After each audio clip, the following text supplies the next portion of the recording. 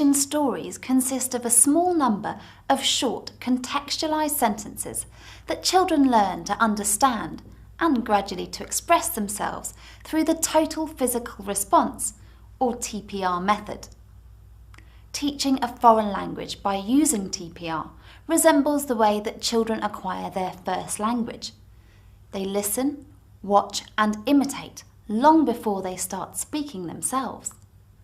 This multi-sensory processing of language takes place through the simultaneous activation of the child's visual, auditory and kinesthetic senses. This helps the child to gradually understand new language in a holistic way. It's learning by doing in the best sense of the word. Now let's go back to the classroom and see how Herbert first introduces a few key words that the students will need to know so that they can follow the action story he wants to do with them later. Plane, plane, plane. Car, car, plane, car. Teddy, teddy, okay. Plane, car, teddy. Plane, car, teddy. Doll, doll.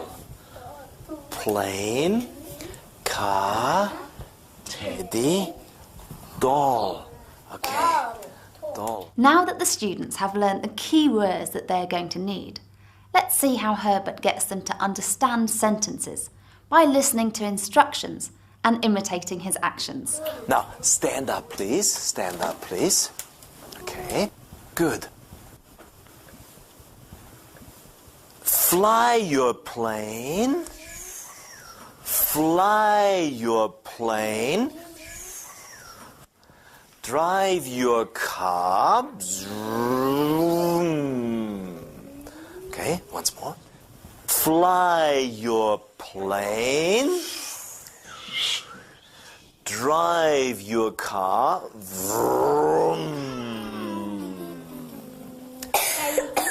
Hug your teddy. Hug your teddy. Kiss your doll. Okay, once more.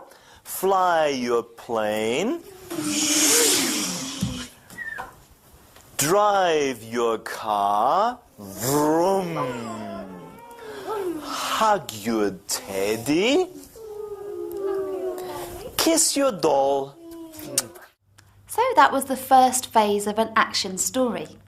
What's important here is that the teacher adapts his or her teaching pace to the student's pace of learning. In other words, the teacher introduces the sentences gradually and one after the other, and always repeats the previous sentence or sentences before introducing a new one. What's also important is that the teacher strictly keeps to the order the sentences were presented in. Next, we'll see the second phase, where Herbert gives the instructions, and it's important, remember, that this is done in the same order as before. But this time, he doesn't give the students a model for the actions.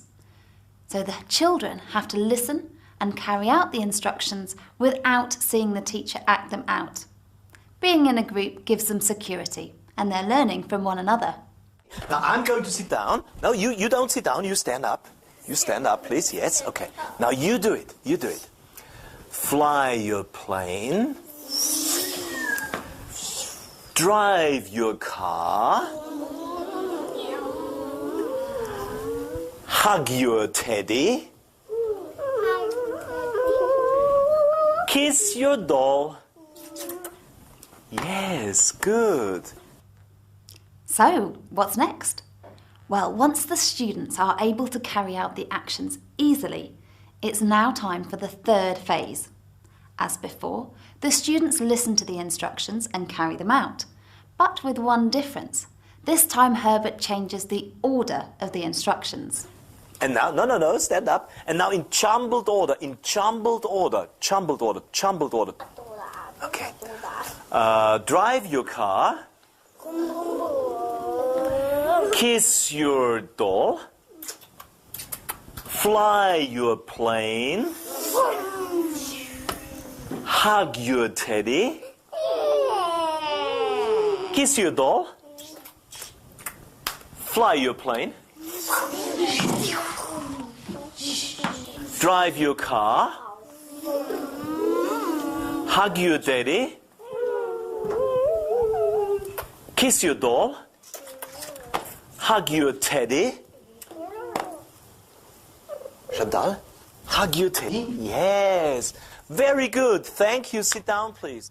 As you can see, for the students, action stories are fun. And at the same time, they're an important way of making the children feel that they can understand the target language from the very beginning. The final phase is when students use a worksheet from their books as they listen to the same action story from the audio CD. Toys. An action story.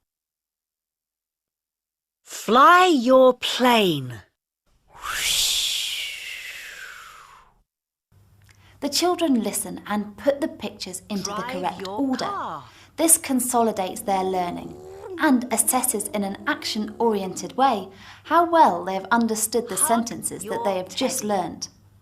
They can do so by writing numbers, or if they haven't yet learnt to write numbers, they draw the corresponding number of dots onto the dice at the top of each of the pictures, as shown on the worksheet. Poppy, well done. Really good.